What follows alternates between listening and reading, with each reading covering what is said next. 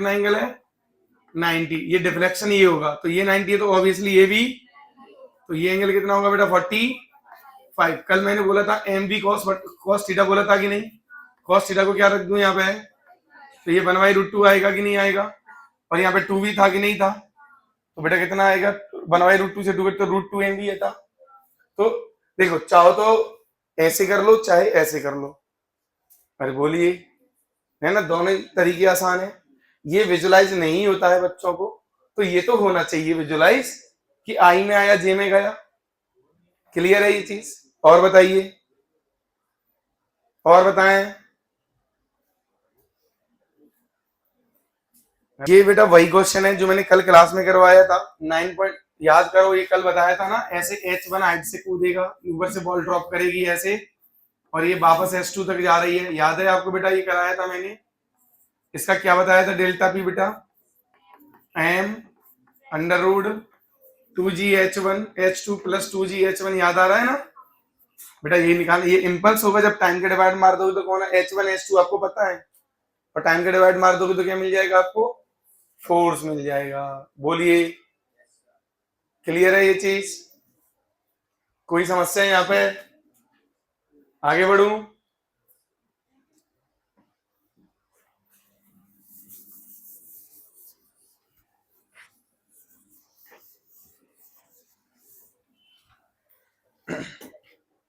चलिए, Newton third law के बारे में हम ऑलरेडी बात कर चुके हैं नहीं?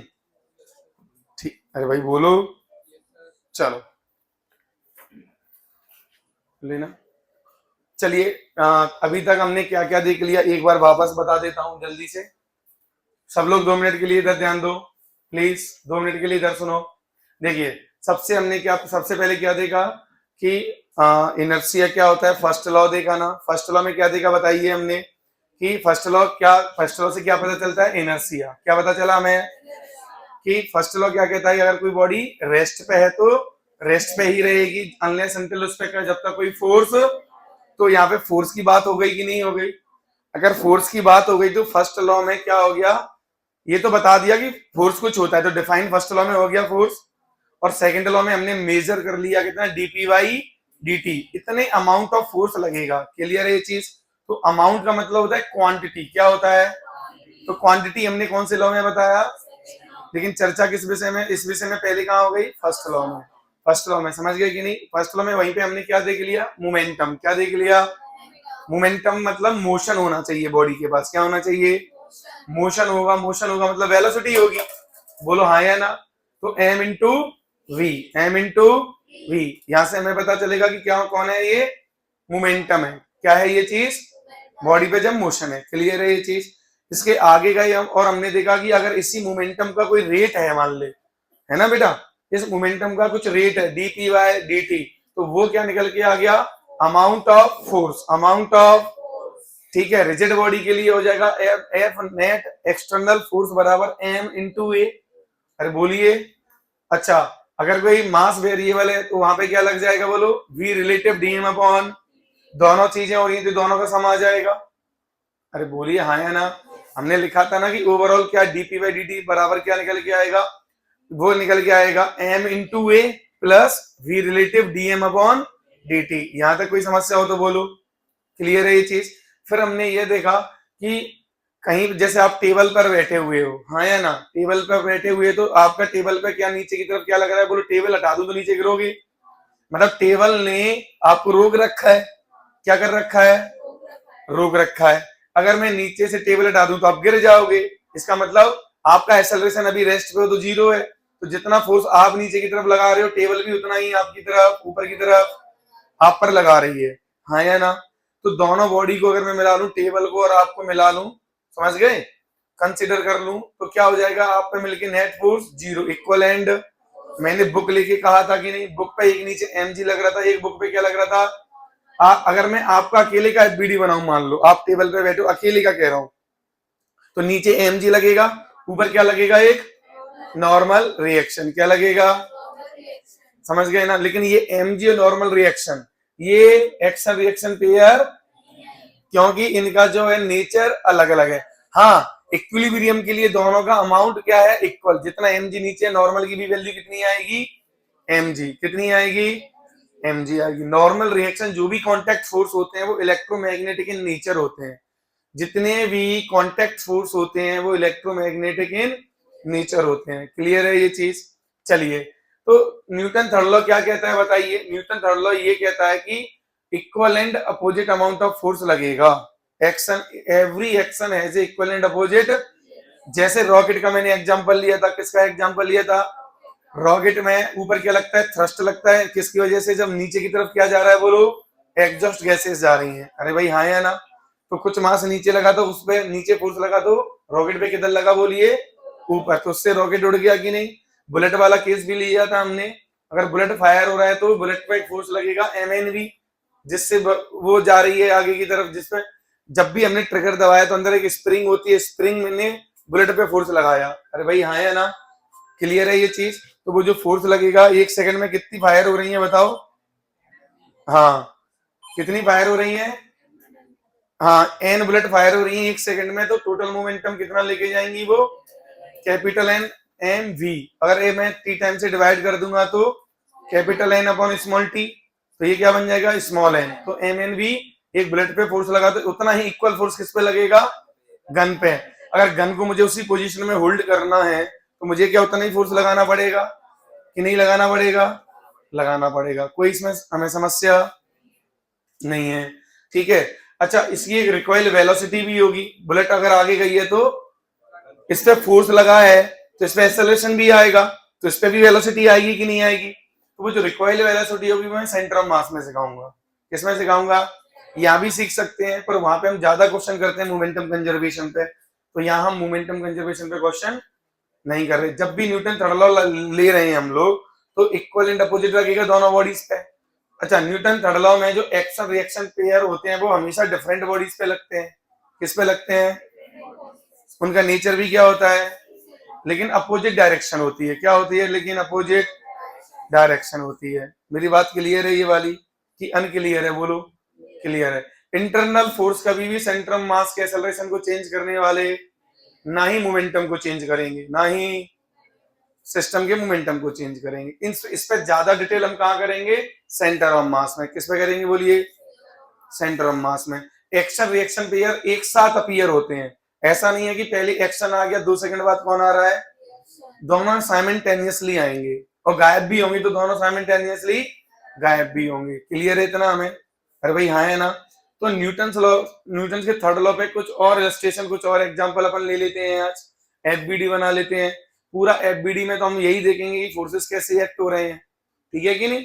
चलिए कुछ एग्जांपल्स के साथ में आगे बढ़ते हैं। तो FBD से पहले शुरुआत करते हैं। FBD का मतलब जानते ही हो आप सभी, क्या है इसका मतलब, free body diagram.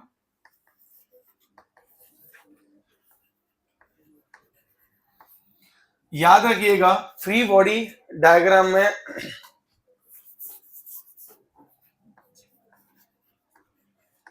Free body diagram में याद रखिएगा जितने भी फोर्सेस हैं, जितने भी, सब दिखाने हैं। क्लियर है ये चीज। अभी मैं कुछ एग्जांपल्स लूंगा, वहां से हमें समझ में भी आ जाएगा। चलिए बेसिक से शुरुआत करेंगे एकदम। चलिए, अच्छा कल मैंने एक क्वेश्चन कराया था कि ऊपर एक प्लेट थी, प्लेट में मैंने बुलेट फायर की थी, याद है। तो वहां पे मैंने E की वैल्यू 1 लिखी हुई थी, तो मैंने जाता हुआ MNV ले लिया, शायद आता हुआ रह गया है। तो वहां MNV बराबर mg लिखा था, बट 2 MNV बराबर mg होगा ना वहां। भाई हाँ या ना यार। अरे E की वैल्यू 1 लिखी होगी साइड में, तो वापस जाएगा तो रिबाउंड करेगा ना। रिबाउंड के केस में तो 2 का फैक्टर आता है ना, तो वहां 2 का फैक्टर ऐड कर दीजिएगा। 2 MNV बराबर mg कर दीजिएगा, ठीक है। वो तो कॉमन सेंस है, वो तो लिखने में रह गया है और कुछ नहीं। चलिए छोटी छोटे पहले एग्जांपल लेंगे, एकदम बेसिक बेसिक एग्जांपल्स। चलिए बात नहीं बेटा, मान लीजिए ये M इधर ऐसे रखा हुआ है। अब बताइए इधर क्या हो रहा है, ये रेस्ट पे है ना, ये कहां पे बताइए, रेस्ट पे। ये ग्राउंड है। देखिए तो बेटा क्या क्या लगेगा यहाँ पे, हमेशा क्या करना, FBD बनाने के लिए थोड़ा ऐसा महसूस करना, इसको हवा में कर देना, फ्री कर देना, सारी बॉडीज को डिटेल से टाइप कर देना। क्या कर देना, जैसे अगर इसको आप हवा में करोगे तो क्या होगा बोलो, देखो ध्यान से। यहां कुछ ऐसा बनेगा,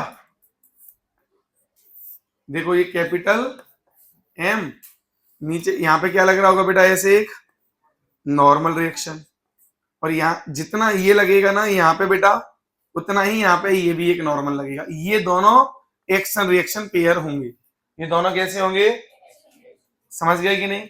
और एक इस पे क्या लग रहा होगा नीचे की तरफ, थोड़ा और नीचे बना देते हैं ऐसे, एम जी, ठीक है। चलिए एक नॉर्मल रिएक्शन, इस देखो बेटा लगेगा तो इस पूरे सरफेस पे है ना, लेकिन मैं उसको किस पे रिप्रेजेंट कर दे रहा हूं, एक पॉइंट पे ऐसे एन, ठीक है। और यहाँ पे भी ऐसे ग्राउंड पे भी क्या लगेगा बेटा, एक एन, ठीक।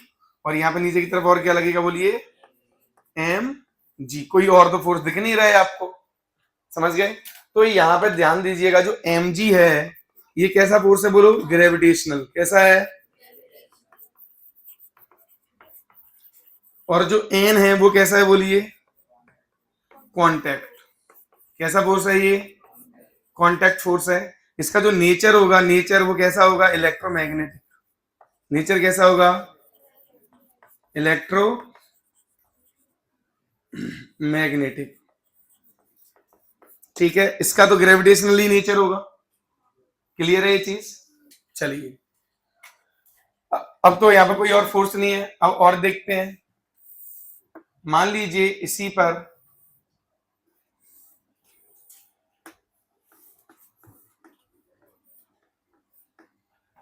एक और बॉडी रखा हुआ है ऐसे, स्मॉल एम, ये कैपिटल एम। इसका एक बीडी बनाना है मान लीजिए बेटा, बहुत सिंपल सिंपल तरीके अब पहले हम देखेंगे, है ना। चलिए तो क्या करेंगे, फिर से मैं कह रहा हूं, फिर से हम क्या कर देंगे, सबको किस में कर दो, हवा में कर दें।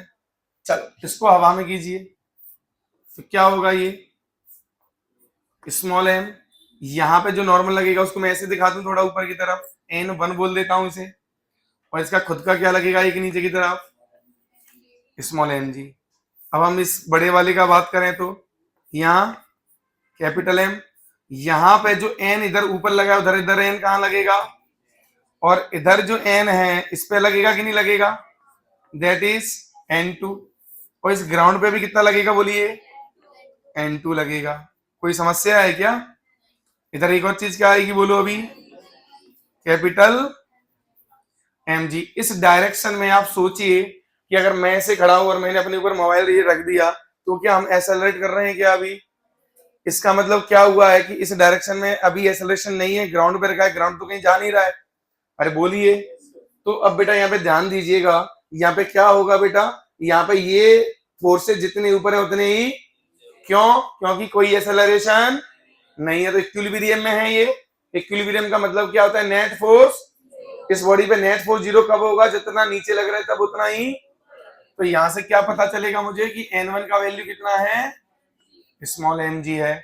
यहां से क्या पता चलेगा कि नीचे की तरफ दो फोर्स है, एक N1 है और एक एम जी है। तो N1 प्लस एम जी ही किसके बराबर है बोलिए, N2 के बराबर है। और N1 की वैल्यू कितनी है, अच्छा अब एक बात बताइए, क्या यही आना भी चाहिए था ना, कि नहीं आना चाहिए था, क्योंकि इस ग्राउंड पे तो इन दोनों का ही वेट आ रहा है कि नहीं, यहाँ ग्राउंड पे तो इन दोनों का वजन लग रहा है कि नहीं लग रहा होगा, तो देखो आ भी रहा है कि नहीं आ रहा है। मेरी बात समझ गए, अगर इस डायरेक्शन में एक्सेलरेशन होता, समझ गए ना, तो ये N1 N2 बदल जाते, तो ये N1 N2, मेरी बात समझ गए।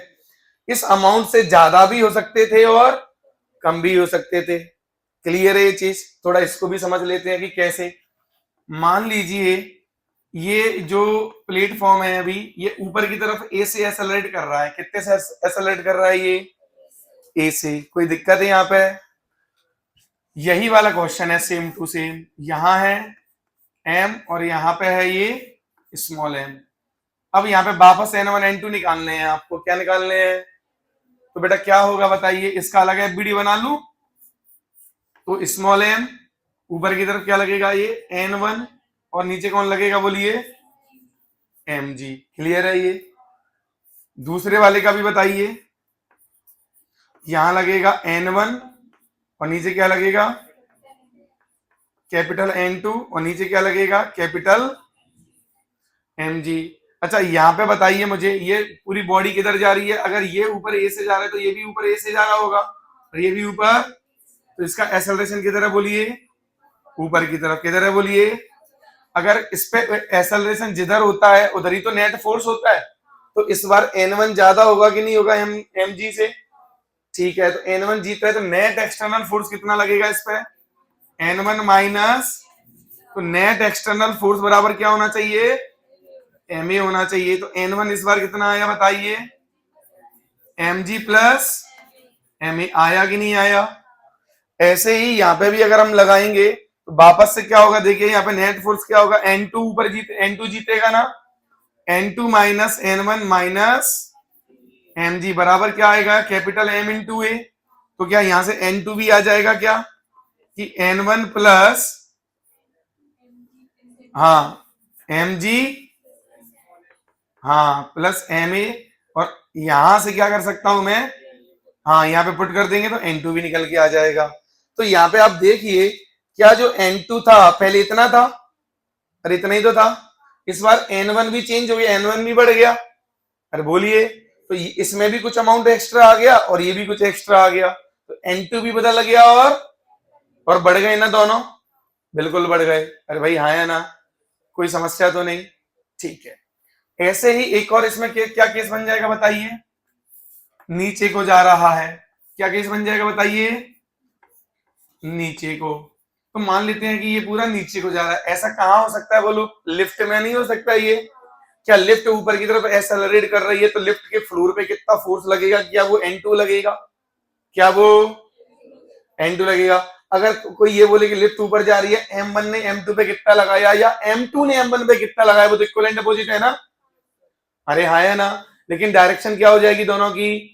अगर क्वेश्चन में ये पूछा जाए कि M1 ने M2 पे, कैपिटल स्मॉल m ने कैपिटल M पे कितना लगाया, तो कितना लगाया? N1 लगाया, और नीचे की तरफ लगाएगा, ये वाला तो इधर लगाएगा ना। देखो ये किसने लगाया है? स्मॉल m ने, है ना? तो डायरेक्शन किधर आएगी? नीचे। अच्छा ये मुझे कैपिटल M ने स्मॉल m पे कितना लगाया, तो N1 ही लगाया है, बट किधर लगाया है? तो डायरेक्शन का ध्यान रखोगे। हम लोग करते क्या, जल्दबाजी में ये मैग्नीट्यूड तो निकाल लेते, मान लो 20 न्यूटन आया, ऑप्शन 20 न्यूटन देखते ही मार दिया आंसर, उसमें ब्रैकेट में लिखा होता है अप और डाउन। समझ गए कि नहीं? तो वहां से गलती हो सकती है कि नहीं? ध्यान रखिएगा आप लोग वहां पे। वापस अगर इसका एफबीडी बेटा बनाते हो तो क्या आएगा बताइए? अभी इस बार नीचे कौन लग रहा होगा बेटा? Small mg। N1 तो अभी भी कहां लगेगा बोलिए? लेकिन इस बार एक्सेलरेशन किधर है बच्चों? नीचे। कैपिटल M, इस पे नॉर्मल रिएक्शन अभी भी किधर लगेगा? ये वाला N2 ऊपर और ये इधर ऐसे, mg भी नीचे, N1 भी ऐसे। इतना तो हमें क्लियर है ना? चलिए, और ऐसे ही ये फ्लोर पे लगेगा, N2 इधर है ना? चलिए अब यहाँ पे देखेंगे तो नीचे को आ रहा है, मतलब N1 जीत रहा है या mg जीत रहा है? mg जीत रहा है। तो mg, small mg minus N1 बराबर कितना होगा? Ma हो जाएगा। तो यहां से N1 को इधर ले जाऊं, इसको इधर ले जाऊं, तो N1 की जो वैल्यू आई mg माइनस Ma आया, हाँ या ना? कोई समस्या तो नहीं है यहाँ? ओके। अब यही चीज अगर मैं यहाँ करता हूं तो, यहाँ बोलिए, यहाँ करता हूं तो क्या आएगा बोलिए? हाँ, यहाँ पे आएगा। इस बार कौन जीत रहा होगा बेटा? इन दोनों का सम जीत रहा होगा ना? तो mg plus N1 minus N2 बराबर, हाँ ठीक है। अब N2 चाहिए तो ये इधर और ये इधर आ जाएगा, तो capital mg plus N1 Ma बराबर, इस बार कम आ रहा है कि नहीं आ रहा है? अच्छा अगर बेटा ये केस फ्री फॉल का हो जाए, किसका केस हो जाए? फ्री फॉल का केस हो जाए। किसका केस हो जाए ये? Free fall. फ्री फॉल का मतलब होता है कि मोशन अंडर द ग्रेविटी आ गया, ये तो सिंपल। तो बेटा ए का वैल्यू कितना हो जाएगा बोलिए? जी, डाउनवर्ड में कितना हो जाएगा? जैसे ही आप ए का वैल्यू जी यहाँ पुट करते हो, जी तो mg माइनस mg, तो बेटा कॉन्टेक्ट फोर्स कितना हो जाएगा यहाँ पे? 0। सिमिलरली यहाँ पे भी आप करिए तो ये तो 0 आ गया। फ्री फॉल का केस ले लेता हूं तो ए बराबर कितना हो चुका है? जी। तो अब बताइए मुझे, ये तो 0 आ गया ना फ्री फॉल में, ये 0 हो गया है, और यहाँ पे ये भी जी हो जाए, ये भी कट जाएगा, तो N2V। तो उस कंडीशन में समझ रहे हो मेरी बात, अगर इस कंडीशन में कोई भी फोर्स किसी भी कांटेक्ट में लगने वाला, समझ गए कि नहीं?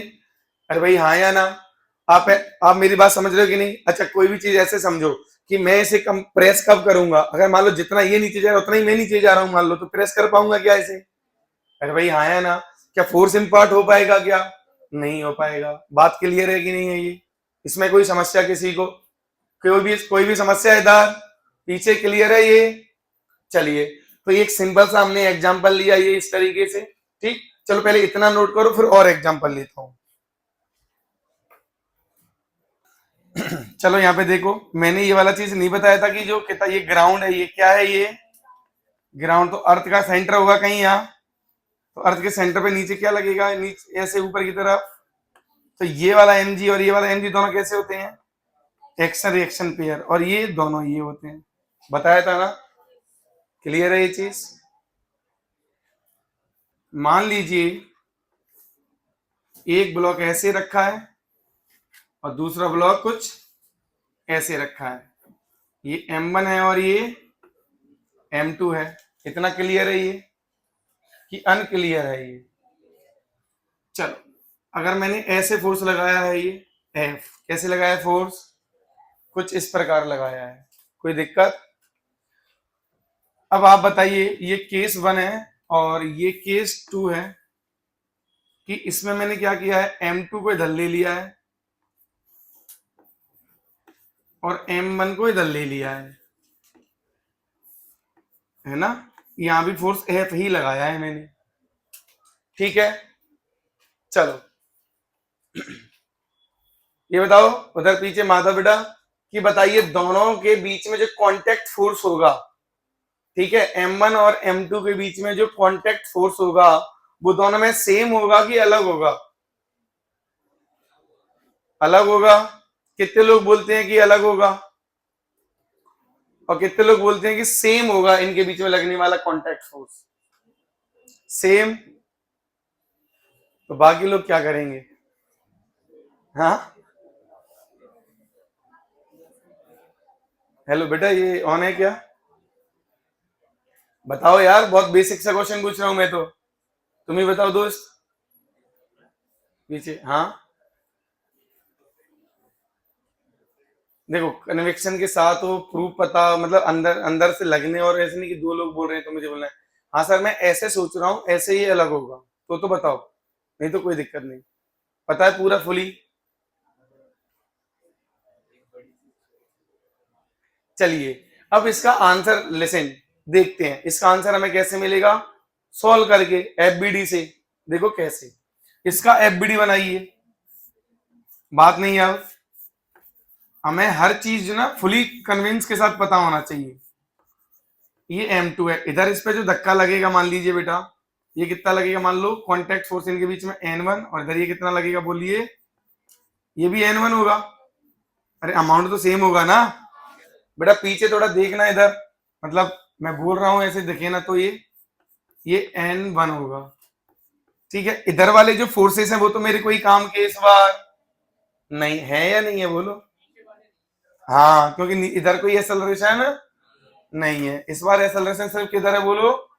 हॉरिजॉन्टल में। इस पे एक और फोर्स लग रहा है, दैट इज F। यही तो है या नहीं है? चलिए, अब हम एक काम करते हैं, और तो कुछ है नहीं इधर, चाहो तो आप लगा सकते हो एफबीडी के तौर पे कि ये कितना होगा बोलिए कुछ। मान लो N1 डैश, और नीचे कौन लगेगा? ये M1। इधर भी चाहो तो लगा सकते हो N2 डैश, और नीचे कौन लगेगा? ये कंप्लीट एफबीडी हो गया। लेकिन चूंकि इस डायरेक्शन में कोई भी एक्सेलरेशन नहीं है, तो इस वजह से N1 डैश किसके बराबर हो जाएगा? N1 डैश सिंपल M1 जी के बराबर। नॉर्मल रिएक्शन किसके बराबर होगा? हाँ, ये वाला नॉर्मल रिएक्शन। ओके, और ये वाला नॉर्मल रिएक्शन किसके किसके बराबर होगा बोलिए? M2G। हमने चर्चा किसकी करनी है वैसे? N1 की। किसकी करनी है? अच्छा एक बात बताइए, जितना ये आगे जाएगा उतना ये आगे जाएगा, इसका मतलब दोनों का एक्सेलरेशन क्या होगा, कॉमन होगा। ये एक्सेलरेशन कैसा क्या होगा, ये कॉमन, जो वर्ड बोल रहा हूं वो बड़े ध्यान से सुना करिएगा, है ना। कॉमन एक्सेलरेशन होगा दोनों का, क्या होगा बोलो, कॉमन एक्सेलरेशन। क्यों, जितना ये आगे जाएगा उतना ही तो। क्लियर है ये।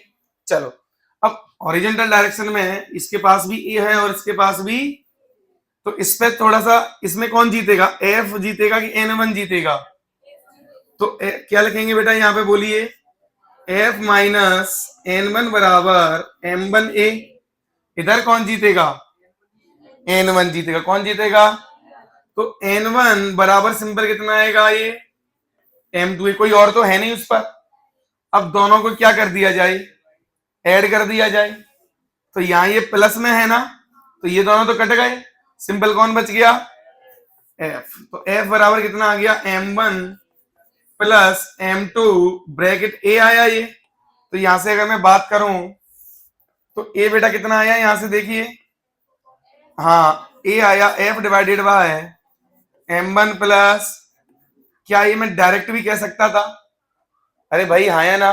जब भी कॉमन एक्सेलरेशन होगा, it treat as a single body, treat as a, तो टोटल मास कितना होता बॉडी का, एम वन प्लस, तो टोटल फोर्स कितना है इस पूरी बॉडी पर बोलो, तो एफ डिवाइडेड बाई टोटल। क्या आगे से हम ये करेंगे, ठीक है। अच्छा मुझे क्या चाहिए था, मुझे क्या चाहिए था, एन वन। एन वन बराबर कितना, एम टू इंटू ए, एम टू इंटू, तो यहाँ पे जो एन वन आएगा बेटा वो कितना आएगा, एम टू इंटू ए, तो ये है, तो m two upon m one plus M two into F. क्या ये आया यहाँ पे, ठीक है। अब हम बात कर लेते हैं इन दिस केस, इस केस में हम बात करते हैं। तो इस केस में भी कॉमन एक्सेलरेशन तो ए ही होगा, और इस बार ए हम डायरेक्ट लिख सकते हैं क्या, अभी तो बोला दोनों एक साथ जाएंगे तो डायरेक्ट लिख लोगे, तो एम वन प्लस, अब बीच का जब भी मुझे निकालना होगा क्या, नॉर्मल रिएक्शन, तो मुझे बनाना पड़ेगा एफ बी डी। क्या बनाना पड़ेगा, तो वापस से इसका एफ बी डी बनाइए। तो जो एफ बी डी बनाओगे, तो ये एम टू है, इस पर फोर्स इधर कितना लग रहा है, एफ, इधर से कितना लग रहा है, ये इधर कितना बोल रहे हैं इसको, एन थ्री बोल दें, अरे वो एन वन एन इधर यूज कर चुके हैं ना कुछ वर्ड्स, एन वन एन, अच्छा एन टू यूज नहीं किया है, हाँ एन टू कह देते हैं, तो एन टू। इस पे कितना लगेगा, छुटके वाले पे इधर एन टू, ठीक है कि नहीं, और तो कोई है ही नहीं इस पे। तो बोलो इधर भी ए है और इधर भी है, ए एन टू निकालना यहां से ज्यादा आसान है, यहां से ज्यादा आसान है, इधर से आसान है। इस पे एन टू बराबर कितना आएगा, एम वन इन टू, अब ये जो एम वन है ध्यान दीजिए, ये तो एम वन ही रहेगा, लेकिन ए कितना हो जाएगा, F divided by m one plus M two. अब ध्यान दीजिएगा, मैंने ये बोला था कि ये मास कम है और ये मास, तो यहां पे N2 में ऊपर कौन छोटा मास आ रहा है, बाकी एटम तो कॉमन है। यहां पे देखिए बड़ा मास ऊपर आ रहा है, तो बताइए कहां पे नॉर्मल रिएक्शन ज्यादा हो गया बच्चे, पहले वाले केस में, समझ गए ना। अब रीजन सुन लो कि सेम एक्सेलरेशन देना है यहाँ पे, और इसको भी सेम एक्सेलरेशन देना है। जैसे कि ये बच्चा कह रहा था कि सर ज्यादा मास को धक्का देना है और सेम एक्सेलरेशन देना है, अरे हाँ या ना। तो m इंटू ए, तो जिसका मास ज्यादा होगा, ये तो कॉमन है दोनों में, जिसका मास ज्यादा हो उसको धक्का देने वाला फोर्स भी ज्यादा होगा। बोलो अभी क्लियर है, हाँ तो उससे ए कॉमन आएगा, ए इक्वल आएगा। बेटा फोर्स तो इक्वल दिया ही है, हमने कांटेक्ट की बात करी है, यहाँ पे कांटेक्ट फोर्स दोनों में क्या हो जाएगा, अलग अलग हो जाएगा। क्लियर है, प्रूव ये रहा सामने। फीलिंग कैसे नहीं आ रही है वो मुझे नहीं पता, फील के साथ भी मैं बता रहा हूं कि एक 2 kg को 2 एक्सेलरेशन देना है, कितना फोर्स रिक्वायर्ड होगा, 4 न्यूटन। एक 6 kg को 2 एक्सेलरेशन देना है, कितना फोर्स रिक्वायर्ड होगा, 12 न्यूटन। आया ना, एक्सेलरेशन सेम है, मास अलग अलग होने से फोर्स कैसा आएगा, अलग अलग आएगा कि नहीं, तो ये फील भी आना चाहिए कि नहीं। चलिए अभी कोई डाउट इसमें, अभी कोई डाउट इसमें, चल। अब बिल्कुल ऐसे ही ये क्वेश्चन किस में आ सकते हैं बोलो, इनको हम लोग कहां से बनाते हैं, रस्सी में बनाते हैं। जैसे कि ध्यान दीजिएगा, सेम क्वेश्चन है, कोई अंतर नहीं होगा। प्लीज यहां पे देखिएगा, ये M1 है और यहां ये रस्सी स्ट्रिंग लगी हुई है और यहां पे ये कौन है बोलो, M2। यहां मैंने फोर्स लगाया है इस बार F, ये इसके करस्पॉन्डिंग बन गया फिगर, और इसके करस्पॉन्डिंग क्या फिगर बनेगा बताइए, कि हमने फोर्स किस पे लगाया है उधर, इस पर देखो कौन, हाँ M2 को धक्का लग रहा है ना, तो सॉरी M1 को धक्का लग रहा है इसमें, तो M1 को धक्का देगा कौन, अच्छा एक मिनट, हाँ एक मिनट यहाँ M2 पे धक्का लग रहा है, तो ये वाला केस तो इसका हो गया। ऐसे लिख दूं, कर दूं इसको ऐसे, या रहने दो वैसे ही कर दूं, कोई बात नहीं। इधर देखो, ये है M2, ये M1, ऐसे फोर्स लगेगा F, ठीक है। अब बोलो, यहाँ M2 को धक्का लग रहा था ना, अभी भी M2 को पे तो धक्का लगा रही है स्ट्रिंग, खींच रही ना स्ट्रिंग, अरे बोलिए, हाँ। सिमिलरली यहां पे भी ऐसे ही अपन सोचेंगे, M2, यहां पे फोर्स F, ठीक है। फोर्स जहां पे लग रहा था भाई यहां पे भी M1 पे लग रहा है, तो यहां पे भी M1 पे लग रहा है, यहाँ M2 पे लग रहा है, तो यहां पे भी।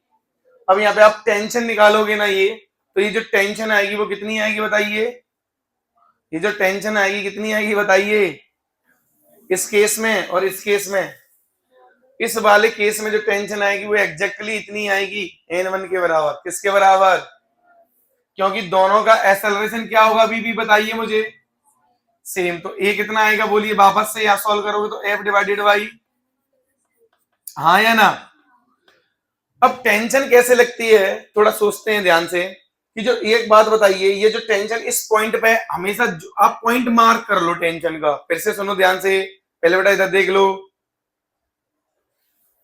इधर देख लो दोस्त, टेंशन हमें किधर लगेगी ये बताना है ना, तो जिस पॉइंट पे आपको टेंशन देखनी है उस पॉइंट पे टेंशन को मार्क कर लो। मार्क कर लिया आपने, चलो इसका मैं थोड़ा एफबीडी बना दूं क्या, चलिए बेटा देखिएगा, इस पॉइंट को मार्क किया तो ये ब्लॉक आगे जा रहा है ना, किसकी वजह से जा रहा है, टेंशन की वजह से। तो टेंशन इस पे किधर लगेगी बोलो, आगे की तरफ।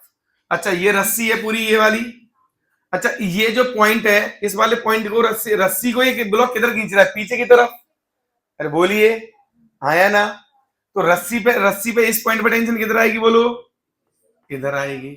सिमिलरली यहां पे भी अगर मैं देखूंगा तो ये जो फोर्स है तो आगे ले जाना चाह रहा है, पर ये जो पॉइंट पे जो टेंशन है वो इधर पीछे खींचेगी ना, ये आगे जाने से मना कर रही है। तो ऐसे, और इस पॉइंट पे कैसे लगेगा टेंशन, आगे की तरफ लगेगा।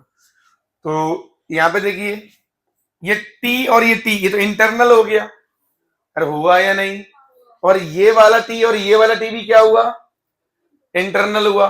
तो पूरे सिस्टम पे अगर मैं चेक करूंगा तो सिर्फ कितना फोर्स है बोलिए, ओनली एक्स डायरेक्शन में, है या नहीं है। अच्छा अलग अलग अगर आप एफबीडी बनाओगे तब तो पक्का आपको ये दिखाने पड़ेंगे, ये ऐसे देखो, अब यहाँ पे T लग रहा है और ये A है, तो T बराबर कितना आएगा यहाँ पे सोचो, T बराबर आएगा M2 इंटू A, और M2 तो मुझे M2 है, A कितना है बोलो, F divided by M1 plus, मैंने बोला भी था कि ये किसके बराबर आएगा, N1 के, किसके बराबर आएगा। तो यहाँ पे चाहो तो इसको T1 कह दो, तो T1 N1 के बराबर आ गया कि नहीं आ गया। और वहां से अगर आप टेंशन, यहां से अगर टेंशन निकालोगे तो वो किसके बराबर आएगा, N2 के बराबर। क्यों, क्योंकि रस्सी तो मासलेस है, तो इसकी वजह से तो कुछ भी चेंज होने वाला नहीं। तो इस तरह के जो क्वेश्चन होते हैं और इस तरह के जो क्वेश्चन होते हैं वो सेम ही होते हैं, समझ गए। बस इनमें जो कांटेक्ट फोर्स या इंटरनल फोर्स होता है वो नॉर्मल रिएक्शन होता है, और इधर जो इंटरनल फोर्स होता है वो टेंशन होता है। कौन होता है, टेंशन, खिंचाव, समझ गए कि नहीं। हम कहते हैं ना मुझे टेंशन हो रही है, मतलब खोपड़ी पे खिंचाव आ रहा है, क्या आ रहा है, अरे बोलिए हाँ या ना। तो जो तनाव या खिंचाव जो भी होता है वो कैसा होता है, जब किसी चीज को हम खींचते हैं, रस्सी को खींचोगे तभी टेंशन आएगी, तभी टेंशन आएगी, समझ गए ना। जब इसको आप दूर दूर करोगे तभी टेंशन आएगी, ऐसे करोगे तो टेंशन आने वाली नहीं। क्लियर है ये चीज। चलिए, तो अब यहाँ पे भी अगर आप कहोगे तो ये तो कॉमन ही हो जाएगा।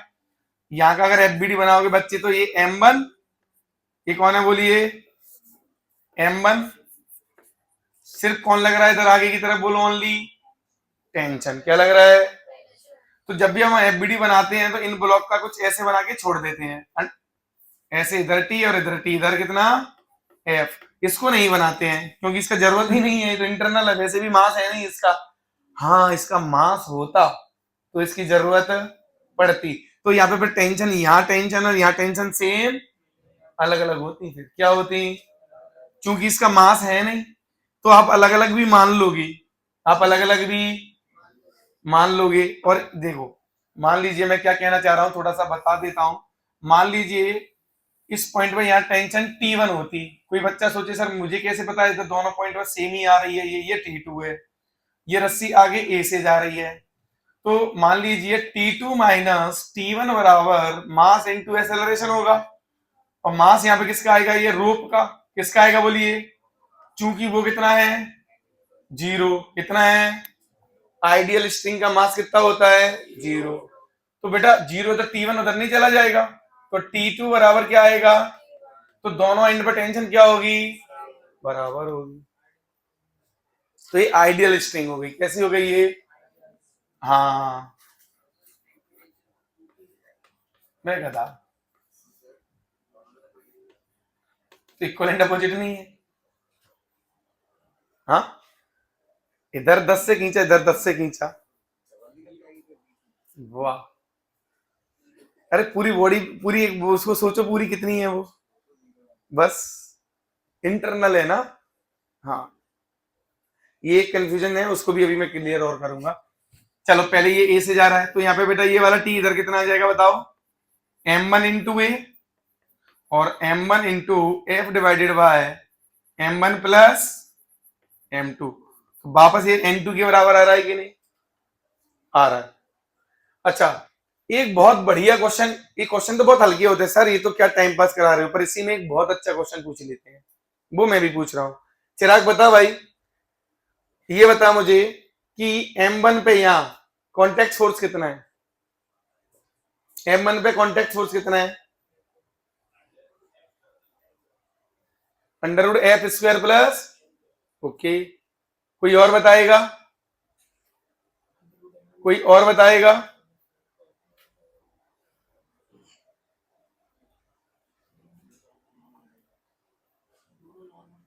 अदिति कहाँ है, आई नहीं आज?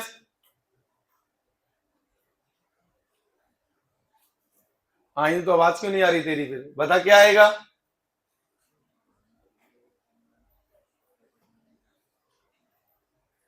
अब देखो ध्यान से, मैंने कॉन्टेक्ट वर्ड यूज किया, मैंने क्या वर्ड यूज किया, तो जो M1 का एफबीडी देखोगे तो कॉन्टेक्ट में दो है इसके पास। एक तो बेटा ये है, दैट इज N1 डैश, ठीक है, इधर। और एक कॉन्टेक्ट में कौन है बोलो, N1। F तो एक्सटर्नल फोर्स है, तो कॉन्टेक्ट में तो ये दोनों है, तो रिजल्टेंट कॉन्टेक्ट फोर्स किधर आएगा, कुछ इधर आएगा ना। अरे एन कैस, क्योंकि बेटा N1 डैश इधर है और N1, तो इस वाले पे नेट फोर्स कॉन्टेक्ट किधर आएगा बोलो, इधर आएगा। और वो कितना आएगा बोलिए, अभी फ्रिक्शन तो है नहीं, तो N1 का whole square plus N1 dash का होल स्क्वायर। तो इसने जो आंसर में गलती की वो ये कि पहली बात तो जो जनरली सब बच्चे भूलते हैं, जनरली सब बच्चे भूलते हैं इसको कांटेक्ट में गिनने से, वो एक गलती की, बात समझ गए। दूसरी गलती ये की कि इसने इस एक्सटर्नल को कांटेक्ट फोर्स बना दिया, मेरी बात समझ गए, क्लियर है ये। तो आपको देखो मैंने कितना स्पष्ट रूप से क्वेश्चन पूछा था कि कांटेक्ट फोर्स बताना है मुझे, क्या बताना है, M1 पर। तो क्या नेट बताएंगे वो आंसर, और क्या दो कांटेक्ट फोर्स लग रहे हैं, एक वर्टिकल में और एक, तो दोनों का रिजल्टेंट आएगा कि नहीं आएगा। तो ये जो क्वेश्चन है अच्छे अच्छे बच्चों से गलत होता है, देखो पूरी क्लास में किसी का भी सही नहीं।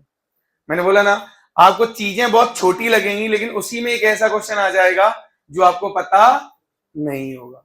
क्लियर है? फटाफट से छाप लो अभी इतना।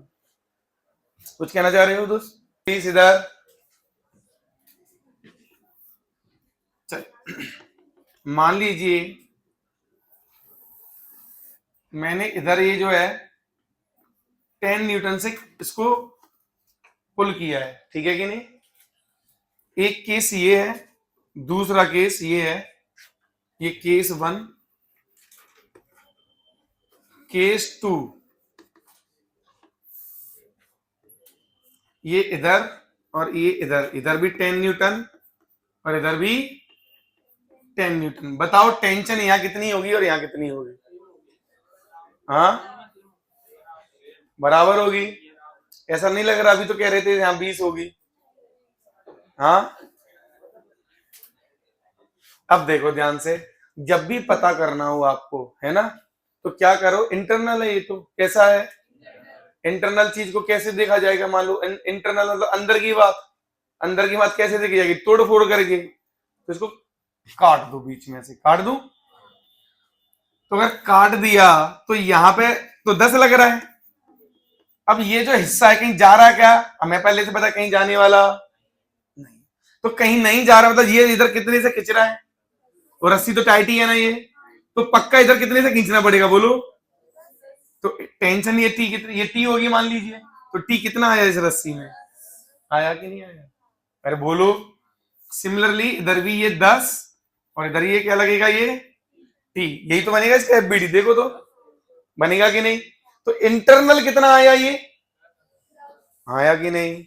समझ गए? तो काट के देख लो। ये भी एक्चुअली में यही फिगर है। वो देखो कैसे, यहां से डिटेच करें तो यहां पे जो दीवार है इस पॉइंट पे कैसे खींच रहा होगा रस्सी, ऐसे इंटरनल टी, और यहां पे कैसे होगा, ये 10 इधर और टी इधर। अब चूंकि ये कहीं जा तो रही नहीं है, तो जितना इधर होगा उतना ही, तो टी कितना आया? तो ये सिमिलर क्वेश्चन है, सेम क्वेश्चन है। मेरी बात समझ गए कि नहीं? सेम। तो याद रखना ये चीज। अब तो टेंशन में कंफ्यूजन नहीं आएगा, ये अभी भी आएगा। क्लियर है ये चीज? ये हाँ, यही क्वेश्चन जो है ना बिल्कुल ऐसा ही नीट में आया था, लेकिन वो आया था सॉलिड में। किसमें आया था? देखो कैसे, ये क्वेश्चन कुछ ऐसे आया था।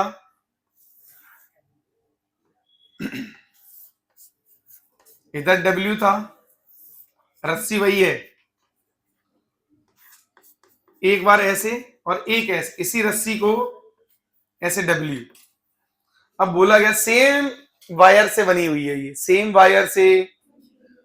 क्वेश्चन ये आया था कि बताइए स्ट्रेस कितना कितना होगा, इसमें स्ट्रेस कितना होगा और इसमें स्ट्रेस कितना। सेम रस्सी है, मतलब सेम एक वायर की रस्सी है। क्लियर है ये? तो अब बताइए आंसर।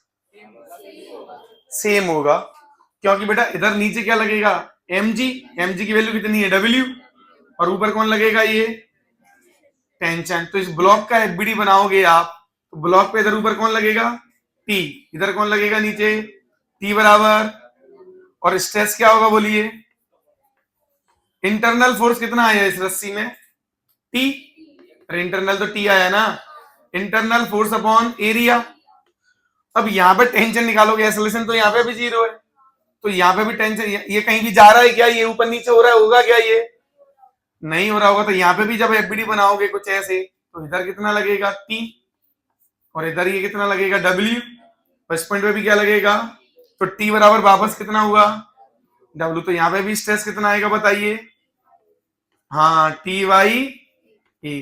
तो बच्चों को ये लगता है कि यार मतलब डब्ल्यू वाई ये आंसर आया ना, इधर भी डब्ल्यू वाई ए और इधर भी डब्ल्यू वाई, ऑप्शन था 2W ए, तो बहुतों ने आंसर क्या लगा दिया, 2W ए, क्योंकि उन्होंने क्या किया, इधर भी डब्ल्यू इधर भी डब्ल्यू, तो उन्होंने बोला 2 वेट हो गए। अरे हाँ है ना, अगर इसे आप सीधा कर दो ऐसे तो ये वाला केस बन गया, और इसको ऐसे लिटा दो तो ये कौन सा केस बन गया, तो ये दोनों चीजें तो एक ही है। अरे भाई हाँ है ना, तो ऐसे हमें ये चीजें काम आगे जरूर आती हैं। तो क्लैरिटी होनी चाहिए थॉट्स में, कॉन्सेप्ट में क्लैरिटी होगी तो हम कभी नहीं फंसने वाले थे। ठीक है, नोट कर लो कुछ करना हो तो। अगर मान लो कुछ इस तरह का क्वेश्चन है, अब तीनों चीजें लेता हूं मैं, कॉन्टेक्ट फोर्स भी लेता हूं, ग्रेविटी भी लेता हूं और टेंशन भी लेता हूं, ठीक है। मान लीजिए एक ये दीवार है,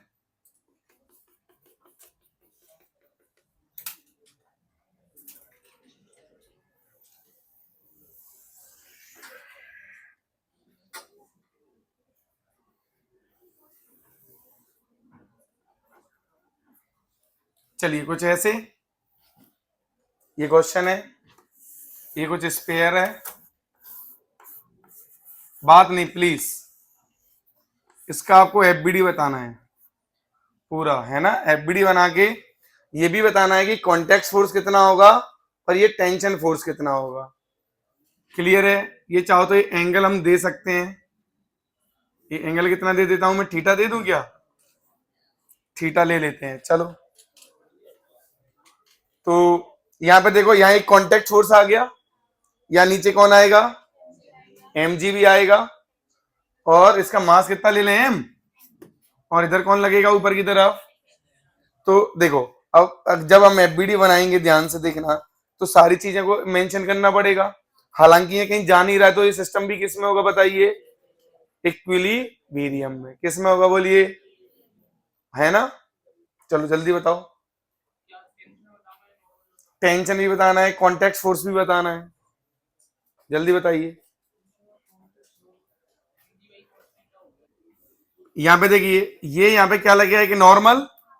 तो अच्छा, नॉर्मल का मतलब क्या होता है, सोचो कि जो सेंटर से पास होती है, सर्कल में जैसे नॉर्मल डालते हो आप, तो वो सेंटर से पास होती है कि नहीं, हाँ है ना। तो ये एक सर्कल जैसा ही है कि नहीं है, ठीक है। तो यहाँ पे कहां से पास करेगा, सेंटर से। अरे बोलिए, तो इधर एक नॉर्मल आएगा, और एम जी बिल्कुल नीचे की तरफ लगेगा कि नहीं लगेगा, एम जी एकदम नीचे।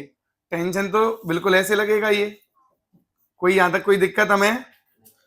अच्छा, ये वर्टिकल से यहाँ पे ये एंगल कितना हो जाएगा, थीटा होगा। ये सब कुछ इक्विलिब्रियम में, ये सब कुछ किस में है बताइए, इक्विलिब्रियम में है। तो कई तरीके हैं इसको सोचने के, नॉर्मल वगैरह निकालने के, ठीक है। देखो कैसे, पहला तरीका ये देखिए, हमें mg पता है, mg के टर्म में हमें तो चीजें निकालनी है, और थीटा पता है। mg और थीटा के टर्म में मुझे नॉर्मल रिएक्शन लिखनी है, और वैसे ही टेंशन भी लिखनी है, ठीक है। चलिए, तो एक बात बताइए, क्या मैं ये कह सकता हूं कि टेंशन का ये वाला कंपोनेंट ये देगा, और टेंशन का ये वाला कंपोनेंट, क्योंकि ये तो हर डायरेक्शन में किधर है, इक्विलिब्रियम में है। तो मैंने क्या किया है, एक ही पॉइंट पे सब कुछ बना लिया है, जिससे आसानी होगी, ठीक है। तो ध्यान दीजिएगा, अब यहाँ पे अगर मैं ऐसे कहूं आपको कि टेंशन तो कुछ ऐसे है, और इसके दो कंपोनेंट हैं, अभी लेके बताते भी हैं आपको। इधर कौन है, नॉर्मल रिएक्शन, और इधर कौन है, mg। चलिए, एंगल ये थीटा, तो ये t, तो बेटा t का कौन सा कंपोनेंट आएगा बताइए इधर, t का cos थीटा, बिल्कुल सही जवाब, t का cos थीटा। और इधर कितना आएगा बताइए, t का sin थीटा, बिल्कुल सही जवाब दिया आपने। तो यहां से मैं क्या लिख सकता हूं, अब ये हट गया, ये हमारे कोई काम का अब नहीं है, ठीक है। ये फोटो हो गया। तो अभी हम इतनी देर से सीख रहे हैं कि कोई किधर भी नहीं जा रहा, तो T cos theta minus m g बराबर 0 होगा कि नहीं। चलिए, तो टी का कॉस थीटा किसके बराबर आ जाएगा, यहाँ पे एम जी के बराबर, और टी का साइन थीटा किसके बराबर आएगा, हाँ जी, और दोनों को डिवाइड कर दें, तो टी से टी, तो यहां पे ये कितना बनेगा, 1/tan थीटा बराबर एम जी बाई एन। तो एन इधर आ जाएगा, एम जी का tan थीटा कितना आएगा, एम जी का tan थीटा आएगा। और क्या कह सकते हैं बताइए, हाँ चलिए, अब मुझे टेंशन भी चाहिए, क्या चाहिए बोलो, टेंशन चाहिए। तो ध्यान दीजिएगा, टेंशन तो अगर mg पता है, तो सीधा ये भी कह सकते हैं mg अपॉन cos थीटा। अगर मुझे ऑप्शन में नॉर्मल रिएक्शन और mg के टर्म में चाहिए हो, तो दोनों का होल स्क्वायर कर दूं। तो यहां पे देखो ध्यान से, T square cos square theta plus T square sine square theta, इधर भी इन दोनों का होल स्क्वायर हो जाएगा, mg का होल स्क्वायर प्लस नॉर्मल का होल स्क्वायर। तो यहां से टी स्क्वायर कॉमन आ जाएगा, cos square plus sine square 1 हो जाएगा। तो टी स्क्वायर बराबर mg का स्क्वायर प्लस, अच्छा ये कुछ पाइथागोरस थ्योरम जैसा लग रहा है, इसका मतलब वो बन भी रहा होगा, इसका मतलब वो सोचते हैं जरा बन रहा है क्या। तो देखना ध्यान से, मैं वेक्टर्स को थोड़ा एडजस्ट कर लूं। अरे भाई हाँ है ना, चलो अब ध्यान दीजिएगा, इसको मैं थोड़ा ऐसे शिफ्ट कर दूं, नॉर्मल रिएक्शन ऐसे बना हुआ है, थोड़ा ध्यान दीजिएगा यहाँ पे। और टेंशन कुछ ऐसे है कि नहीं है, टेंशन कुछ ऐसे है, क्लियर है ये चीज। और ये mg कुछ ऐसे है कि नहीं है, बोलो, अरे बोलिए।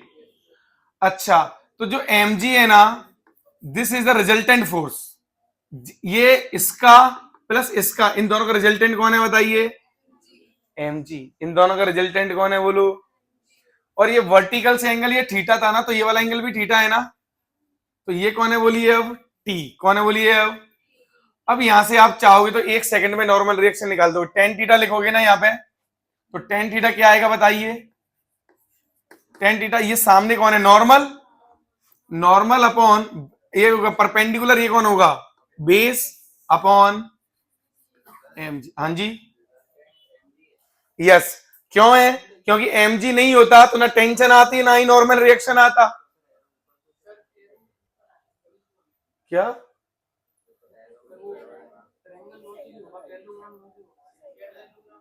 रिजल्टेंट का मतलब ये है कि, सुनो एक मिनट, इन अच्छा लौट फिर के यहीं आ गया ना, तो इसका मतलब तीनों का वेक्टर सम 0 है। रिजल्टेंट मत कहो, सॉरी रिजल्टेंट कहना थोड़ा अजीब हो जाएगा। n vector t vector plus mg vector, सब मिलके कितना हो गया, g वेक्टर कह दो, m पे तो क्या है ना, ग्रेविटेशनल फोर्स वेक्टर, तीनों का सम। एक्चुअली में घूम फिर के हम कहा गए, और आना भी चाहिए था, क्योंकि रिजल्टेंट क्या है सारे फोर्सेस का, हेंस प्रूव्ड हो रहा है, ये तो वेक्टर से भी प्रूव हो रहा है ना। तो तीनों का सम कितना हो जाएगा बोलिए। और यहां से टेंशन हाइपोटेनस का काम कर रही है, तो this square plus this square direct tension नहीं हो गई, तो यहां भी अपन डायरेक्ट पहुंच गए। तो देखो वेक्टर कितना काम का है, अगर आपने इन तीनों से वेक्टर का फोटो बना लेते तो ये सब मेहनत करने से नहीं बच जाते। अरे भाई हाँ या ना, तो याद रखिए वेक्टर बहुत इंपॉर्टेंट होता है। ऐसे तो जनरली चलो हम कर ही लेंगे, बट टाइम तो लग रहा है ना, और ऐसे अगर हम करते हैं तो बिल्कुल भी टाइम, एक बार में टेन थीटा लिखा तो परपेंडिकुलर अपॉन बेस से तुरंत नॉर्मल आ गया, और तीनों का वेक्टर सम भी क्या हो गया है, 0। समझ गए ना, वो भी पता चल गया यहां से, और टेंशन भी हाइपोटेनस का काम कर रहा है तो वो भी तुरंत आ गया। ठीक है, तो अलग अलग अप्रोच है, एक अप्रोच वेक्टर वाली हो गई और एक ये कंपोनेंट तोड़ के करने वाली, सॉल्व करने वाली हो गई। क्लियर है ये चीज, चलो हाँ, क्या, बोलो बोलो बोलो, 2t कैसे,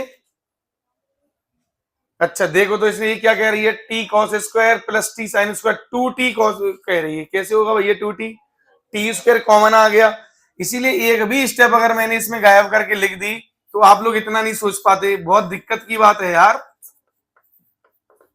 बोल रहा हूं तो सुना करो, ये 1 हो जाएगा ना, तो यहां से टी स्क्वायर बराबर mg का स्क्वायर प्लस n स्क्वायर। चलो थोड़ा मैं क्लियर कर देता हूं, देखिए ध्यान से, ये आगे बहुत परेशान करेगा अपने को, इसलिए अभी क्लियर करना जरूरी है, प्लीज यहां ध्यान दीजिए। ये ऑन है, चलो इधर देखो, ये एंगल कितना है हाल फिलहाल, थीटा। याद रखिए जब भी हम कंपोनेंट तोड़ेंगे, जब भी हम कंपोनेंट तोड़ेंगे, इक्विलिब्रियम में कैसे भी तोड़ लो, मुझे कोई परेशानी नहीं है ना, तुम्हें होनी चाहिए, क्योंकि इक्विलिब्रियम में तो हर डायरेक्शन से सब कुछ इक्वल होगा कि नहीं होगा। लेकिन ये ध्यान रखना, जब आप कंपोनेंट तोड़ रहे हो तो दो परपेंडिकुलर डायरेक्शन में तोड़ने हैं, दो सारे फोर्सेस के दो परपेंडिकुलर। अब जैसे इसने एक डायरेक्शन ये मान ली परपेंडिकुलर, कौन सी वाली मान ली, ये वाली मान ली, तो दूसरी क्या होगी फिर, ये वाली होगी, हाँ या ना, अरे बात समझे कि नहीं। अब देखो, अब तुम तोड़ो कंपोनेंट, मुझे कोई दिक्कत नहीं है, mg का इधर कितना आएगा बोलो, एम जी का, और इधर ये एंगल थीटा है तो ये वाला एंगल भी थीटा होगा, अरे होगा ना, क्योंकि ये 90 माइनस थीटा है, तो नॉर्मल का भी तो आएगा इस बार, और एन का कौन सा कंपोनेंट आएगा, साइन थीटा। तो कोई दिक्कत नहीं है, टी की वैल्यू एन के sine theta plus m g के कॉस थीटा के बराबर होगी। अब सही है, अब मेरी बात समझे, अरे भाई हाँ या ना, तो ये होगा। और इधर क्या करेंगे हम, देखो एम जी का इधर कौन सा कंपोनेंट आएगा, साइन थीटा, इधर कितना आएगा, तो एम जी का कौन सा कंपोनेंट आएगा इधर, साइन थीटा बराबर एम जी, सॉरी नॉर्मल का कॉस थीटा। तो यहां से नॉर्मल कितना आएगा, ये डिवाइड मार दूं तो एम जी का साइन अपॉन कॉस कितना होगा, क्या अलग आया कि सेम, सेम आंसर आया। अब ये जो नॉर्मल रिएक्शन आई वो यहां चिपकानी पड़ेगी आपको, अरे बोलिए, अरे भाई हाँ या ना, क्लियर है ये चीज। तो आपको फिर ऐसे क्वेश्चन को सॉल्व करना पड़ेगा, क्लियर हुई मेरी बात। तो तो वापस देखो करके दिखा देते हैं, 1 मिनट प्लीज, 1 मिनट रुकिए। या नॉर्मल की वैल्यू छापो, एम जी टेन थीटा आएगा ना, तो साइन स्क्वायर बन जाएगा क्या, और अपॉन में कौन आएगा, क्योंकि टेन थीटा को लिखा मैंने साइन अपॉन कॉस, तो साइन का साइन, साइन इंटू एक और साइन है ये, प्लस में कौन आएगा यहाँ एम जी का कॉस थीटा। अब एलसीएम ले लूं, तो एलसीएम लूंगा तो यहाँ कॉस स्क्वायर बन जाएगा, सुन रही हो कि मैं अकेला बोल रहा हूं बस। तो एम जी कॉमन ब्रैकेट में बनेगा sine square theta plus upon में कौन आएगा कॉस थीटा। ये कितना बन गया, कितना बन गया, तो टी कॉस इधर आ जाएगा, तो टी का कॉस थीटा कितना आया, एम जी आया कि नहीं आया। लेकिन हमें ये कितना मेहनत करना पड़ गया ये गलत कंपोनेंट तरीके से करने पे। इससे अच्छा इस टी का करता तो टी कॉस थीटा एक बार में एम जी आ रहा था।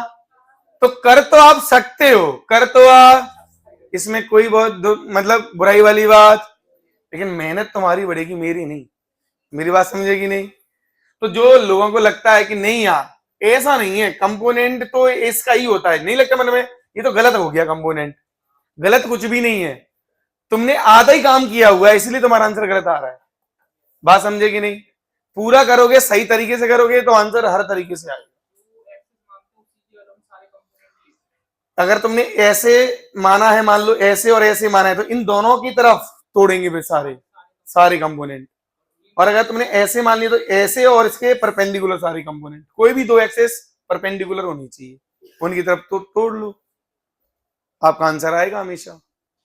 अब कोई कंफ्यूजन तो नहीं रहेगा, कंपोनेंट लें ना लें।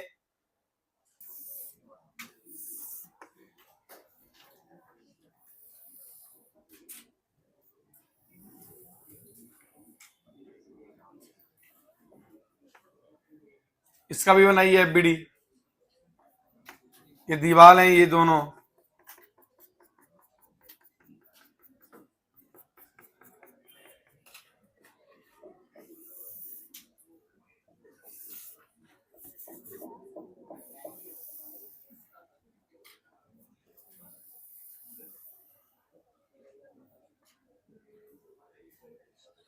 मास है में।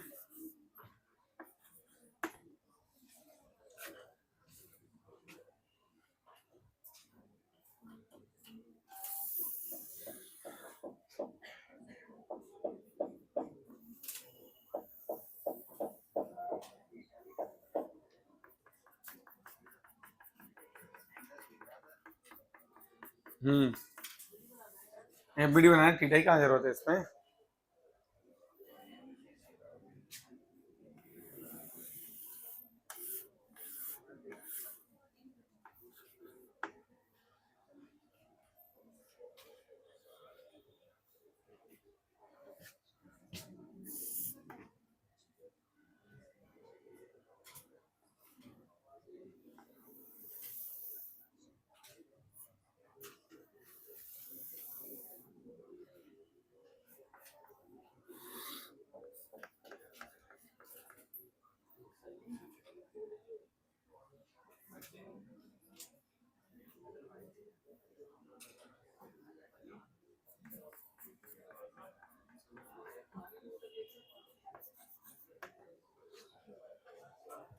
बनाओ इन सब के एफबीडी जल्दी। ये जो ग्राउंड है, ये जो मैंने मार्क किया, ये क्या है बोलो?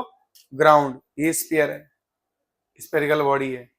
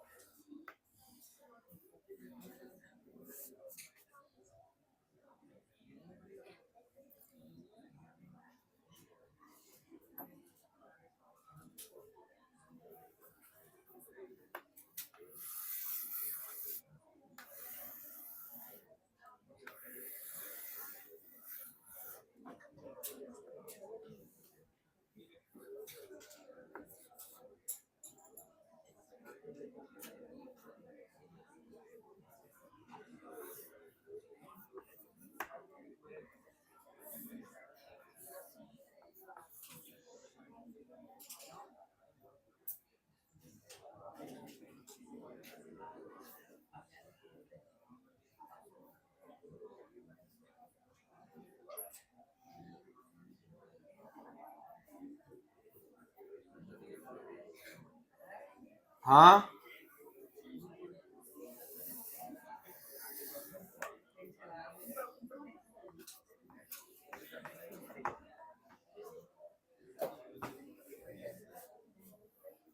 ये मैंने 2 स्पेरिकल वाले कंटेनर में डाल दिए, जिसका रेडियस कितना है कंटेनर का?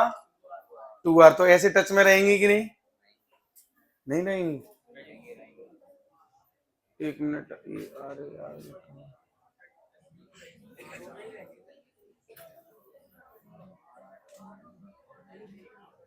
थोड़ा इसका आर कम कर देता हूँ। नहीं, कुछ ये 1.5 आर, रेडियस 1.5 आर है। तभी तो ऐसे फंसेंगे। 2r होगा तो फिर तो नीचे आ जाएंगे ना, ऐसे फंसने चाहिए ना ये। क्या करो, अब सॉल्व करो। जब मैंने बेटा क्लियर बोल रखा है कि आपको सब कुछ हवा में बना के सॉल्व करना है, तो क्यों नहीं कर रहे हो? अभी आगे चल के आप देखना, सबसे ज्यादा दिक्कत आएगी आपको एफबीडी बनाने में ही। और एफबीडी गलत तो कभी भी आंसर आपका सही आएगा ही नहीं, क्योंकि नेट फोर्स बराबर एम ए लिखोगे, कोई ना कोई एफबीडी गलत है, किसी ना किसी अलग एंगल पे लगाए तो कंपोनेंट कंपोनेंट लोगे, सब खत्म हो जाएगा सिस्टम। देखिए अब ध्यान से, जब भी ऐसे क्वेश्चन आए, मैंने कितनी बार बोला है आपको सबसे पहले क्या फील करना है, इसको हवा में लेके जाना है। किसमें लेना है? नाम भी है टॉपिक का, फ्री बॉडी डायग्राम, फ्री करना है उसे। तो इसको फ्री करो जरा, तो कुछ ऐसे फ्री होगा ये। अब इधर देखिए, ये पॉइंट कांटेक्ट में था ना यहाँ पे तो, और ये सरफेस है, उसका नाम है नॉर्मल। नॉर्मल का मतलब क्या होता है? अगर इस पॉइंट ऑफ कांटेक्ट में मैं टेंजेंट डालूंगा तो ऐसे डलेगी कि नहीं? और टेंजेंट के परपेंडिकुलर कौन होता है बोलिए? नॉर्मल। तो इस पॉइंट पे नॉर्मल ऐसे लगेगा ना, इधर जमीन पे उस पे लगेगा ऊपर की तरफ ऐसे। बोलो हाँ या ना? अब पता नहीं बच्चे ऐसे ऐसे लगा दे रहे हैं, ऐसे कोई क्या तरीका है ये? सिमिलरली यहाँ पे भी देखोगे तो यहाँ पे भी कैसे आएगा? अब ऐसे। और इधर किधर लगेगा बोलो? ऐसे। और mg किधर लगेगा? इधर प्रॉपर। ऐसे बनाना है आपको एफबीडी कंप्लीटली ऐसे। अगर यहाँ फ्रिक्शन होता तो किधर, देखो ये फ्रिक्शन होता इधर, तो किधर आता ये? अरे फ्रिक्शन होता तो ये बॉडी कैसे होना चाहती है? ऐसे होना चाहती है। अरे ये ऐसे है तो ऐसे होना चाहती है ना, हॉरिजॉन्टल होना। तो ये वाला पॉइंट कहां जाना चाहता है? आगे। कहां जाना चाहता है? आगे। तो फ्रिक्शन किधर आएगा बोलो? अगर आता तो इस बॉडी पे किधर आता? इधर। इस पे इधर आ जाता फ्रिक्शन, और ग्राउंड पे किधर आ जाता? आगे। समझ गए कि नहीं? तो ये वाला फ्रिक्शन फोर्स इस N2 को निपटा देता, और ये N1 अगर इक्विलिब्रियम है तो ये N1 किसको निपटाएगा? अरे mg को। अगर ये इक्विलिब्रियम में है तो, अरे बोलो, अगर ये इक्विलिब्रियम में है तो ये सारे बैलेंसेस होंगे कि नहीं होंगी? सारी चीजें क्लियर है ये? तो आपको ये पता तो होना चाहिए। चलो, अगर इधर फ्रिक्शन होता तो ये पॉइंट किधर आना चाहता? नीचे। तो इधर फ्रिक्शन कहां जाता? ऊपर। तो इस पे किधर आता? तो यहाँ पे जो कॉन्टेक्ट फोर्स है वो कौन है? N1 और F। क्लियर है ये? अब यहाँ पे देखिए, जब आप इसको हवा में करोगे तो क्या होगा? देखो ध्यान से,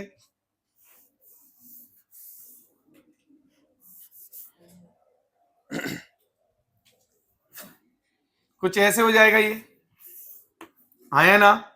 ये पॉइंट था ना इस पे, और ये सरफेस हो रही है इस बार। तो इस बार ये सरफेस हुआ तो देखो टेंजेंट तो ये होगा ऐसे। नॉर्मल कैसे लगेगा इस पे? बोलो।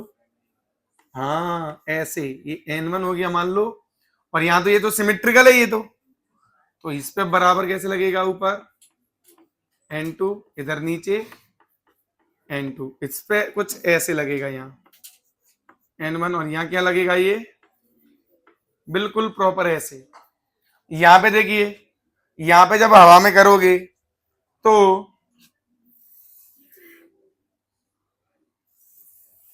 यहाँ पे ये आ रहा है कि नहीं? तो यहाँ पे ऐसे लगेगा नॉर्मल ऐसे, और यहाँ पे भी ये कुछ ऐसे। और ये कैसे? सेंटर से पास करेंगे। किससे पास करेंगे? और इस पे इधर ऐसे, और इस पे भी इधर। तो मान लो ये अलग अलग होंगे, हमें तो पता नहीं कितने होंगे, N1 N2 ऐसे अलग अलग। या ये तो सबसे आसान क्वेश्चन तो यही था। अरे बोलिए, अब इस पे कैसे हो जाएगा बताइए? हाँ, इस पे तो कुछ ऐसे बनेगा, N1 N जो भी बोलो, ये नीचे mg, और ये ऊपर इसको ऐसे काट दूं तो इधर ये टेंशन इस पे ऐसे, और इधर ये टेंशन नीचे। इसका एफबीडी ये बन जाएगा।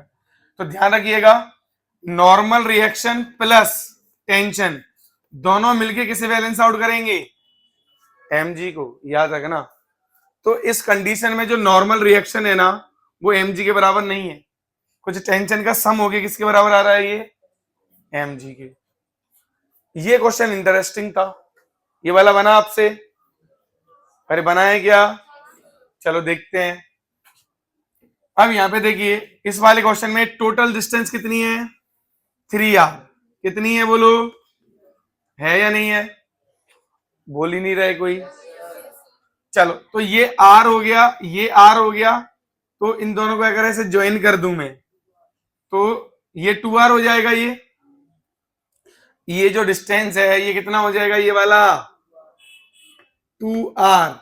और ये इनके बीच में जो बचा हुआ है ये वाला कितना हो जाएगा? ये वाला, ये वाला, ये वाला r। ये वाला कितना हो जाएगा?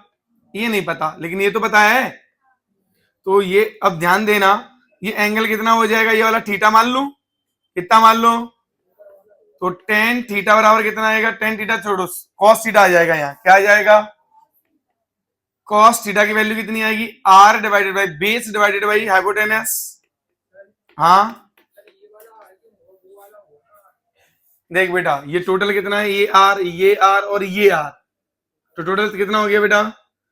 3r। हाँ या ना? बोल। ये वाला क्यों बेटा? तो किसने बोला कि ये वाला पॉइंट इसके टॉप पे आ रहा है? आर तो ये होगा ना। अरे यार कॉमन सेंस लगाना यार, 2r का whole square minus r square, तो ये √3r नहीं आया ये? हाँ, फिर r से तो ज्यादा आया ना। फिर तो ऐसे थोड़ी ना होता है कि कुछ भी बोल रहे हो तुम। ठीक है, तो ये थीटा कितना आएगा यहाँ पे? 60 डिग्री। पहले तो ये निकाल लिया था क्या? क्योंकि इसके बिना तो आंसर आएगा नहीं, इसके बिना तो आंसर। अब एफबीडी बना लो, ये एंगल वेंगल निकाल लिए। एफबीडी देखो सिमेट्रिकली, एक मिनट, सिमेट्रिकली देखो, अगर इनका कंबाइन का एफबीडी बनाओगे आप, कंबाइन का, प्लीज यहां पे ध्यान दीजिए, बहुत बढ़िया क्वेश्चन है। नीचे कौन लगेगा? यहाँ mg, w दिया है ना, तो mg की वैल्यू कितनी दी है w, यहां भी क्या लगेगा नीचे, इस पे इधर कितना लगेगा, दैट इज मान लो n1 कितना लगेगा, यहां पे हॉरिजॉन्टली बिल्कुल सेंटर से कितना लगेगा, ये इधर मान लो n2, ठीक, इधर ये कितना लगेगा, इधर बोलो सेंटर से बिल्कुल n3। कंबाइन को देखो पहले, कंबाइन को, इस तरह के जब भी क्वेश्चन आए तो पहले कॉम्बिनेशन को देखो। अब नेट कॉम्बिनेशन में नीचे कितना है बताओ मुझे, नेट कॉम्बिनेशन में कितना है, देखो वैसे तो जितना नीचे लग रहा है उतना ऊपर लगेगा, तो n1 ही तो है अकेला जो w प्लस w को झेल रहा है, तो n1 डायरेक्ट कितना आ गया 2w, देखा पीछे माधव इधर देख पहले, n1 2w आया था। अब देखो हॉरिजॉन्टल में कोई फोर्स नहीं दिख रहा ना, ये तो इंटरनल लगेंगे ये वाले, तो इस पूरी बॉडी को कंबाइन मानूंगा तो ये तो इंटरनल होगा ना। अब ये इसके बराबर हो जाएगा n2 बराबर n3, ये भी देखो ध्यान से, n2 बराबर क्या होगा बोलिए n3 हो जाएगा, समझ गए। इतना सब करने के बाद अब किसी भी एक को एफबीडी बना लो, किसी भी एक का क्या कर लो बेटा एफबीडी बना लो, अब आंसर आ जाएंगे हमारे आराम से। तो मान लीजिए इसको मैं पूरा एफबीडी बना लेता हूं किसी भी एक का, चाहो तो इसका बना लें चाहे इसका बना लें, बोलो किसका बना लें, पहले वाले का कि इसका, जैसी आपकी आज्ञा। नीचे कितना लग रहा है, ऊपर लग रहा है n1 और नीचे लग रहा है w, तो ये कितना है 2w, तो 2w माइनस w, ऊपर नेट कितना बचेगा w बना दूं, ठीक है, तो नीचे ऊपर पूरा नेट बन गया w। ध्यान दीजिएगा सेंटर, यहां पे ये वाला जो है इसको धक्का दे रहा होगा ना कुछ ऐसे, मान लेते हैं रिएक्शन कितना मान लेता हूं उसको r, कितना मान लेता हूं रिएक्शन, ये वाला n2 कैसे लग रहा होगा बोलिए ऐसे। अब एंगल देखिए ध्यान से, हॉरिजॉन्टल से कितना एंगल है ये, हॉरिजॉन्टल से कितना एंगल है ये 60, तो ये कितना होगा वर्टिकल से कितना हो जाएगा 30, कितना होगा ये एंगल 30 होगा। अब ध्यान दिए वापस से वही वाली कहानी कि चार मतलब हर बार कंपोनेंट क्या होंगे, इक्वल होंगे कि नहीं होंगे, चाहे किसी भी डायरेक्शन में कर लो। अब बताओ चाहे तो ऐसे कर लो चाहे ऐसे कर लो, या फिर ऐसे या ऐसे, बोलो कैसे चाहते हो आप, ऐसे और ऐसे कर लू, तो देखो ध्यान से बेटा ये भी एंगल 30 होगा ना, तो r का cos 30, r का बोलो किसके बराबर आएगा w के, तो r इंटू √3/2 बराबर, तो r बराबर 2w/√3, एक आंसर आया। दूसरा r का साइन कंपोनेंट ही किसके बराबर है n2 के, तो r साइन 30 बराबर n2, तो r कितना है 2w/√3, साइन 30 होगा 1/2 बराबर कौन आएगा n2, 2 से 2, तो w/√3 ये कौन आ जाएगा बोलिए n2। बोलो आया कि नहीं, बोलो कोई समस्या है यहाँ पे, अरे बोलो यार कोई दिक्कत है क्या यहाँ पे। अब चाहो तो आप इससे सॉल्व कर लेते चाहे इससे सॉल्व कर लो, आंसर पे फर्क पड़ने वाला नहीं है। अभी बताइए क्लियर है ये चीज, ये नीट लेवल से थोड़ा ऊपर का क्वेश्चन हो गया है, हालांकि ऐसे नीट में नहीं आएंगे, बस मैंने ये क्वेश्चन इसलिए दे दिया था कि आप एटलीस्ट ये एफबीडी बनाना तो फील करो कि यहाँ पे भी एक कॉन्टेक्ट में आएगा, एक यहाँ पे भी कुछ कॉन्टेक्ट आएगा, यहाँ पे भी आएगा, यहाँ पे भी आएगा, और थोड़ी बहुत फोर्स एनालिसिस आप सीख लो यहाँ पे कि हॉरिजॉन्टल में कहीं नहीं जा रहा है तो नेट हॉरिजॉन्टल वाले फोर्स कटेंगे, अरे बोलो, तो जितना लेफ्ट में होगा उतना ही फोर्स, इस वजह से n2 बराबर n3, जितना वर्टिकल में लग रहा है नीचे की तरफ उतनी किधर लगेगा ऊपर की तरफ, तो नीचे कितना लग रहा है 2w, तो ऊपर भी कितना लगेगा, और लगने वाला फोर्स पूरे इन दोनों सिस्टम पे कौन है ओनली n1, तो n1 कितना आ जाएगा 2w, फिर किसी भी एक का बना लिया एफबीडी, इन दोनों के बीच का एक कांटेक्ट फोर्स कौन आ जाएगा r, इसको सॉल्व कर लिया तो हमें सारी वैल्यूज मिलेगी। क्लियर है ये चीज, चलो अब नोट कर लो जल्दी। दूसरे वाले का एफबीडी देख लो अगर बनाना हो तो, इच्छा हो रही है तो। देख बेटा ऐसे क्या लगेगा, इधर ऐसे रिएक्शन, ठीक है। नीचे कौन लगेगा बेटा, W, और ऐसे ये वाला कौन लगेगा इधर, N3, बोलो। और ये हॉरिजॉन्टल से एंगल कितना है बताइए, 60 डिग्री। बेटा कितना है ये, वापस से R का ये वाला कंपोनेंट कितना आएगा बोलो, साइन थीटा ना। तो R का साइन 60 कितना आएगा बेटा, यहां से इस फिगर से W के बराबर। तो ये कितना होगा, R√3/2 बराबर W, तो बराबर R कितना आएगा रे, 2W/√3 आया, वही तो आ रहे हैं, बोलो। और R का कॉस कंपोनेंट किसके बराबर होगा, N3 के। क्लियर है, इसीलिए मुझे ये ज्यादा आसान लग रहा था, क्योंकि यहां से जल्दी हो जाएगा तुरंत। क्लियर है ये, चलो अब नोट करो। फोर्स, इंटरनल फोर्स कोई भी एक्सेलरेशन पैदा नहीं करते हैं, समझ गए। जैसे एक क्वेश्चन ले लेते हैं, इस तरह के क्वेश्चन आते भी हैं थ्योरेटिकल, कि मान लीजिए एक लड़की है, अपनी चोटी पकड़ के खुद ही को उठा रही है, क्या कभी उठा पाएगी, वो कितना भी ताकत लगा ले, नहीं उठा पाएगी ना। अब कारण क्या है, देखो ध्यान देना, ये इसकी चोटी है, ये अपनी चोटी को ऐसे पकड़ के उठा रही है। अब ध्यान देना, बात नहीं, इसके हरे बाल बना देते हैं, समझ में आए कुछ अलग तो देखे। अब ध्यान दो प्लीज, नीचे क्या लग रहा है, देखो ध्यान देना, यहां पे पूरे सिस्टम को बनाते हैं, एक नीचे लगा mg और एक लगा इधर नॉर्मल, और जो भी किसके बराबर होगा बोलिए, mg के बराबर है। अब यहां पे इसकी मुंडी पे टेंशन T लगी, और इसका जो हाथ है यहाँ पे, इस पे भी ऊपर, यहाँ पे ऊपर की तरफ क्या लगेगा बोलिए, T लगेगा ना। एक मिनट, इसके हाथ पे ऐसे लगेगा T ऐसे, और इसकी खोपड़ी पे कैसे लगेगा, ऊपर, समझ गए ना। अब ये सिचुएशन बना, तो ये तो इंटरनल हो गया ना। आप कितना भी इंटरनल लगा दो, आप, मैं कह रहा हूं आपका वेट है, मान के चलिए 100,000 मान लेते हैं न्यूटन में, मतलब 100 kg है। मैं कह रहा हूं आप यहाँ पे 2000 फोर्स भी लगा दो तो भी नहीं उठा पाओगे, समझ गए। क्योंकि जितना आप ऊपर लगा रहे हो, ये पूरा एक सिस्टम है ना, ये पूरा एक क्या है बोलिए, एक। तो इस सिस्टम में ये दोनों कैसे हो गए, हमेशा इंटरनल, तो कभी भी उठ पाएंगे क्या ये, नहीं। ऐसे ही जो सेलर बोट वाला क्वेश्चन नहीं आता है, बच्चे फंस जाते हैं उसमें बार बार। तो ऐसा होता है कि उसमें तुमने देखा होगा, ऐसे ये कपड़ा वपड़ा लगा रहता है, याद देखा है ये कभी, अरे बोलिए। अब क्वेश्चन ये है कि यहाँ पे ऐसे ये फैन बना हुआ है, अब ऐसे ऐसे हवा मार रहा है, तो इस पे जो एयर ऐसे टकराएगी, तो इस पे फोर्स तो ऐसे लगेगा कि नहीं। न्यूटन थर्ड लॉ क्या कहता है कि उतना ही इस पंखे पे भी लगेगा एफ ऐसे।